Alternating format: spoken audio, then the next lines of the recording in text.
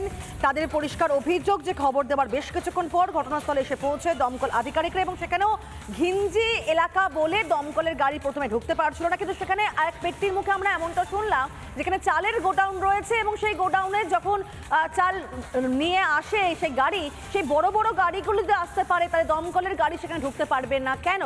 প্রথমত দমকলকে ফোন করা হয়, খবর দেওয়া হয়, দেরিতে আসে। দ্বিতীয়ত দেরিতে আসার পরও মানে আসল সময় না আসার পর অনেকটা সময় নষ্ট হওয়ার পর যখন আসে তখন পর্যাপ্ত জল ছিল না। সেখানকার মানুষরা বলছেন যে পাশে গঙ্গা থেকে জল তুলে নিয়ে আপনারা কাজ করুন, সেটাও নাকি সময় মতন হয়নি, এবং তখন আবার নতুন করে কি প্রবলেম ক্রিয়েট হলো, নাকি পাম্প চলছিল না, তেল ছিল না, এতগুলো সমস্যা। আর এই সমস্যাগুলো নিয়ে নাকি যুদ্ধকালীন তৎপরতায় কাজ করার জন্য নাকি এসেছিলেন দমকলের আধিকারিকরা। তাহলে তারা এই অভিযোগ করছেন, সেখানকার স্থানীয় বাসিন্দারা, ব্যবসায়ীরা পরিষ্কার অভিযোগ করছেন যে দমকলের মানে জন্যই আজকে এই বিভৎস আকার নিয়েছিল, বাজারের এই চেহারা হলো, এতগুলো দোকান পুড়ে গেল। আর যখন দমকল আধিকারিকদেরকে তাদেরকে প্রশ্ন করেন আমাদের প্রতিনিধি তুলিকা, তখন তারা ঠিক কি উত্তর দিয়েছেন শোনাবো আপনাদেরকে। 22টা, কিন্তু একটা তো অভিযোগ করছে দমকল নাকি ভিতরে এসে প্রবেশ করতে পারেনি, প্রায় 2 ঘন্টা পরে দমকল এসে পৌঁছেছে ঘটনাস্থলে। এটা বলে থাকে, পাবলিক বলে। কটা নাগাদ দমকল খবর পেয়েছে এটা বলা সম্ভব না, আমার কন্ট্রোলের টাইম দেখতে হবে। কোনো ইনজুরি কেউ আছে? হ্যাঁ, আমাদের কাছে কোনো রিপোর্ট আছে কোনো ইনজুরি না। এই মুহূর্তে মিডিল পোর্শনটা জ্বলেছে, বাকিগুলো বাঁচানো গেছে। এটা অনেকটাই কন্ট্রোল করা, এখন কি অ্যারেস্ট করা সম্ভব হয়েছে? এই আগুনকে অ্যারেস্ট করা সম্ভব হয়েছে? আগুন অ্যারেস্ট, এই যে সাদা ধোঁয়া দেখছেন তার মানে আগুনটা কন্ট্রোলে হয়ে গেছে। দমকল কটার সময় এসে পৌঁছাতে, কটা নাগাদ? ওইটাই তো ম্যাডাম, আমরা ঘড়ি দেখে বেরোই না, আমরা ঘুম থেকে উঠে দৌড়ে বেরোই, কারণ রাত্রি 2টো 2:30টায় ফায়ার, কথা 2টো ফায়ার, টাইম দেখতে হবে, 2টো 2:30টার এরকম টাইম হবে। আমাদের রিপোর্টের উইদিন 30, আমাদের কাছে যখনই রিপোর্ট যায় তার উইদিন 33 সেকেন্ডের মধ্যে আমরা বেরিয়ে যাই। তারা একটা অভিযোগ করছে দমকল এই ভেতরে প্রবেশ করতে পারেনি, দমকলের গাড়ি। এটা কমন, এটা কমন, এটা পাবলিক বলবেই, কারণ যার সম্পত্তি জ্বলছে সে বলবেই। এটা তুলিকা রয়েছেন এই মুহূর্তে আমাদের সঙ্গে। তুলিকা, দমকলের আধিকারিকরা তারা এড়িয়ে গেলেন, দমকল মন্ত্রী তিনি এড়িয়ে গেলেন পুরো বিষয়টি, অভিযোগগুলো। অন্যদিকে ষড়যন্ত্রের অভিযোগ করছেন ক্ষতিগ্রস্ত ব্যবসায়ীরা। তুলিকা,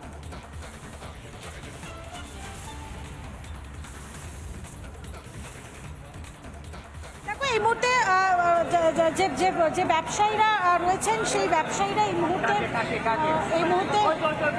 মুহূর্তে যে ব্যবসায়ীরা রয়েছেন তারা কিন্তু একটু ছবি দেখানোর কথা বলবো আমি দীপঙ্কর কাঞ্জিলালকে, যে এই মুহূর্তে যে ছবি তুমি দেখতে পাচ্ছ, যে বাকি যে তাদের যে সম্বল রয়েছে ব্যবসায়ীদের, তারা কিন্তু সেটা বের করার চেষ্টা করছেন। এবং আজকের এই যে গতকাল মধ্যরাতে যে ঘটনা ঘটেছে সেই ঘটনার পরিপ্রেক্ষিতে ভোর রাতে এসে পৌঁছেছেন ঘটনাস্থলে ববি হাকিম এসেছিলেন, এবং এই মুহূর্তে এখনও যারা দমকলের কর্মীরা রয়েছেন তারা কিন্তু যুদ্ধকালীন তৎপরতায় আগুন নেভানোর যে কাজ সেই কাজ এই মুহূর্তে করছেন। তবে এই মুহূর্তে তুমি দেখতে পাচ্ছ সুজিত বসু ঘটনাস্থলে এসে উপস্থিত হয়েছেন। সুজিত বসু এই মুহূর্তে ঘটনাস্থলে এসে উপস্থিত হয়েছেন। আমি একটু চেষ্টা করবো তার সঙ্গে কথা বলার জন্য। তুমি দেখতে পাচ্ছ এই মুহূর্তে ব্যবসায়ীদের সঙ্গে এরকম একটা কথা বলছেন। এই মুহূর্তে কি পরিস্থিতি রয়েছে দাদা?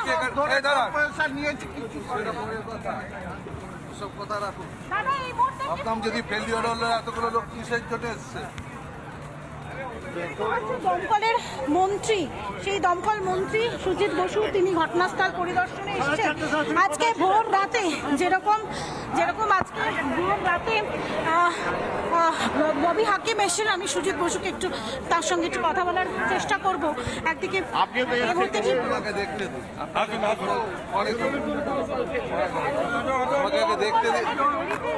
ঠিক আছে, আপনি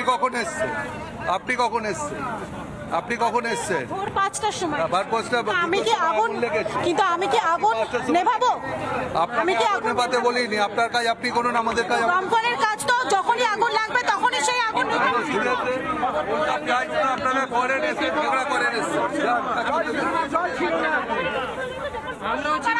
যে এই মুহূর্তে দমকল দেরিতে এসছে সেই অভিযোগ করছে।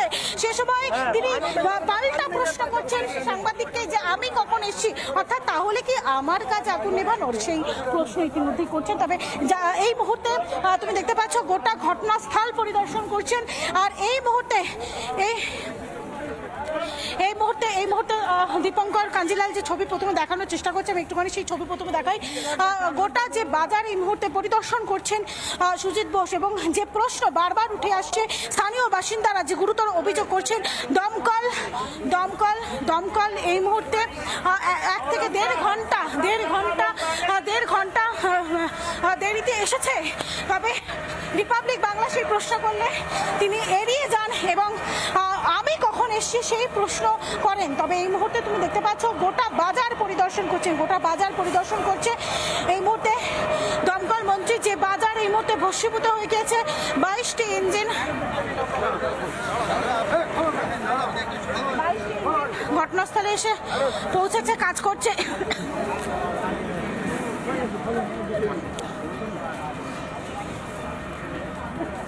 একেবারে সেই ছবি আমরা দেখতে পাচ্ছি। শাসক মন্ত্রী রেগে গেলেন, অভিযোগ শুনে শাসক মন্ত্রী দমকল মন্ত্রী সুজিত বসু তিনি রেগে গেলেন। ভারী অদ্ভুত ব্যাপার, এতগুলো মানুষ তাহলে কি মিথ্যা বলছে? ক্যামেরার সামনে এতগুলো মানুষ অভিযোগ করলেন দমকল দেরিতে এসেছে এবং তার জন্যই তাদের আজকে এই পরিণতি। আর সেটা শুনে মন্ত্রী প্রশ্ন করছে সাংবাদিক কখন এসেছে? খালি দমকল, তাতে জল নেই, তারপরে রাস্তা পুরো বন্ধ, দমকলেতে কোনো গাড়ি কোনো লোককে যাতায়াত যেতে দিচ্ছে না, কি করবে সব? প্রশ্ন করা হলে মন্ত্রী হ্যাঁ যে আছে বা এখানে কথাটাই বলছে, যখন পুরো জ্বলে কথা বললেন সুজিত বসুর সঙ্গে, সেটাই তো বললে কি আর ভুলছে ওরা? এই মাঠ জ্বালানো হয়েছে, মাঠেরটাকে জ্বালানো হয়েছে মাঠেরটা। কেন কি নীতি আছে কে বলতে পারবো? প্ল্যান কাজ করা হয়েছে। ইঞ্জিন মানে আপনার ফায়ার উইটের 2 ঘন্টা আসে না, এটা হতে পারে? এটা 2 ঘন্টা ফায়ার উইটের আসেনি। দমকল মন্ত্রী সামনেই দাঁড়িয়ে রয়েছে, তুমি দেখতে পাচ্ছ সেই ছবি দেখানোর জন্য দমকল মন্ত্রী সামনে দাঁড়িয়ে রয়েছে। যখন আমরা রিপাবলিক বাংলা বারবার প্রশ্ন করছি আপনারা যে অভিযোগ করছেন, মন্ত্রীর সঙ্গে কি কথা বলে জানাবেন? নিশ্চয়ই জানাবো। আর 2 ঘন্টা পর্যন্ত দমকল আসেনি, আর এসে বলছে জল নেই আমার কাছে। জল নেই তো দিয়েছি, আমরা জেনারেটর দিয়েছি বাজার থেকে, জল তুলেছি। গাড়ি ঘুরছে না, দাদা তেল নেই, জল নেই, দমকল বলছে আমাদের তেল নেই, আমরা জল নেই, ঠিক আছে আমরা বলেছি জেনারেটর দিয়েছি। 2 ঘন্টা দমকল এসে লজ্জা বিক্ষোভ